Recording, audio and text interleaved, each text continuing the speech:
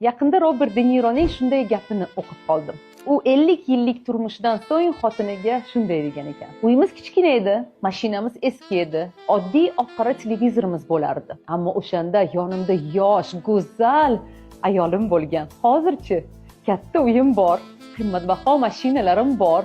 Uyimda zamonaviy televizorlardan nechtasi turibdi.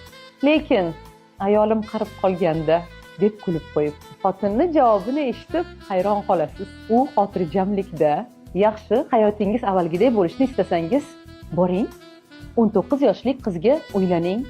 Men esa sizga eski uy, cho'kkan divan va oq-qora televizorni albatta topib beraman debdi. Nega aynan bu voqeani siz bilan bo'lishkim keldi? Sababi ayol kishining kuchi baqir-chaqir qilib isyon qilishida emas. Agar ayol o'z qadr-qimmatini bilsa, xotirjamlik bilan jim turib ham hamma narsani va hatto hammani o'z o'rniga qo'yib qo'yishi mumkin. Mendan har qanaqa vaziyatda qanday qilib o'zini yo'qotmaslik mumkin deb juda ko'p so'rashadi. Javobi oddiy: ayol kishi o'zini qadrlay boshlashi kerak. Ana shunda qolgan narsalar o'z-o'zidan o'z o'rniga tushib qoladi.